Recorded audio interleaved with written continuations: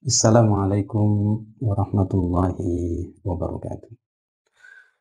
Alhamdulillahirabbil alamin wassalatu wassalamu ala Rasulillah wa ala alihi wa ashabihi wa man wala.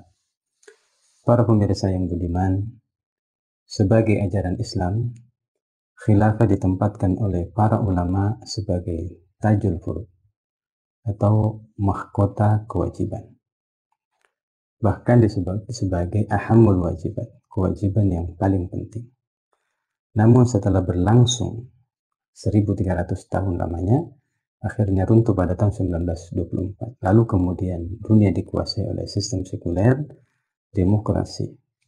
Di mana demokrasi ini disebut oleh Aristoteles sebagai mobokrasi, yakni kekuasaan segerombolan orang yang kemudian berpotensi timbulnya anarkisme. Tetapi kemudian Barat dengan sistem perwakilannya mengharapkan bahwa tidak lagi sebagaimana yang dianggap tadi, yakni kekuasaan segerombolan. Tetapi hakikatnya bahwa perwakilan yang duduk di lembaga yang disebut dengan lembaga perwakilan tadi itu bukanlah wakil rakyat. Yang terjadi justru adalah wakil oligarki atau kemudian wakil para kapitalis tersebut. Mengapa? Karena mereka lah yang membiayai proses kontestasi daripada pemilu yang ada. Nah, karena itu disinilah pentingnya diskursus akuntabilitas sebuah pemerintahan. Padahal sebetulnya di dalam demokrasi ini sudah ada apa yang disebut dengan istilah sharing power, pembagian kekuasaan sebagai wujud akuntabilitasnya. Menurut mereka, yakni ada legislatif, yudikatif, dan eksekutif. Tetapi kemudian pada kenyataannya bahwa kekuasaan tetap didominasi ya oleh eksekutif yang menjalankan kepentingan-kepentingan daripada oligarki tadi. Nah, ketika wacana untuk memunculkan kembali khilafah, tanggapan ini pun juga dijadikan sebagai dasar untuk menilai sejauh mana akuntabilitas daripada khilafah itu. Padahal khilafah adalah merupakan sistem pemerintahan yang sangat akuntabel. Mengapa? Pertama, karena dalam pembaiatan khalifah oleh umat itu dalam rangka untuk menjalankan Quran dan Sunnah. Kemudian yang kedua, majelis umat, yakni dengan tugasnya syura masyura, yakni musyawarah mengambil pendapat dan mengawasi, mengkritik perjalanan pemerintahan yang dilakukan oleh khalifah, sehingga akan diluruskan bila mana kemudian ada penyimpangan. Kemudian ada lembaga independen dalam struktur khilafah namanya Mahkamah Madzalim, yakni bertugas untuk menyelesaikan problem perselisihan di antara rakyat dengan penguasa atau dengan penguasa itu sendiri, yang juga memiliki wewenang untuk memakzulkan bila syarat pemakzulan itu memang ada.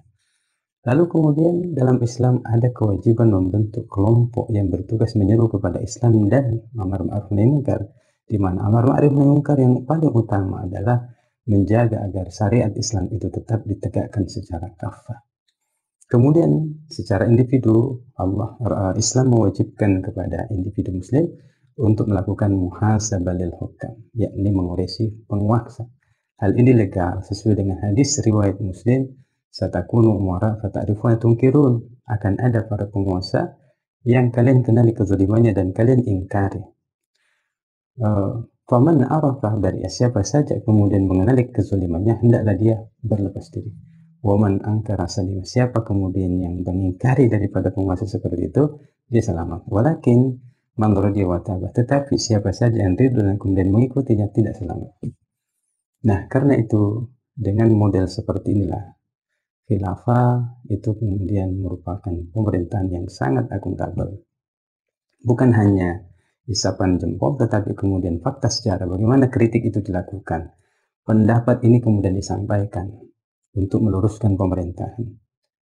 Misalnya pada masa Rasulullah SAW ada dedengkot Yahudi namanya Yahudi Najran bernama Finhas yang kemudian melaporkan Sayyidina Abu Bakar As-Siddiq radhiyallahu anhu ketika Finhas ini menghina Allah Subhanahu wa taala, jadi mukanya dipukul oleh Abu Bakar. Tapi bagaimanapun juga kemudian tetap melaporkan kepada Rasulullah sebagai kepala negara pada waktu itu.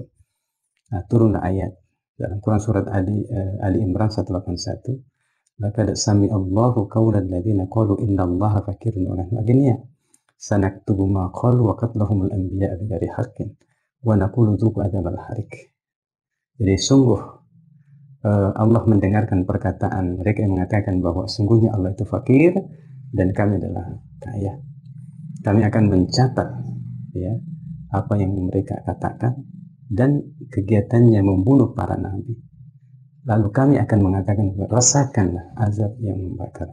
Nah, kisah yang kedua yakni apa yang terjadi pada masa Umar bin Khattab radhiyallahu anhu ketika dia melakukan pembatasan terhadap mahar. Lalu diprotes oleh kaum wanita dengan membacakan Quran surat An-Nisa ayat 20. Wa in aradtum istibdala zawjin makana zawjin wa ataitum ihdahunna qintara fala ta'khudhu minhu syai'an ata'khudhunahu buhtanan wa itsman mubina.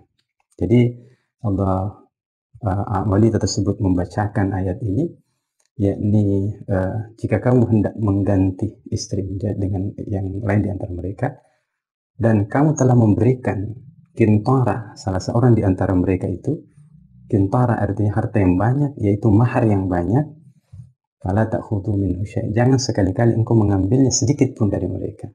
Apakah kamu akan mendatangkan ya, apakah kamu akan mengambilnya dengan jalan tuduhan yang dusta dan kemudian membawa dosa yang nyata. Lalu kemudian Umar menghentikan kebijakan tersebut dan mengatakan bahwa wanita itu benar.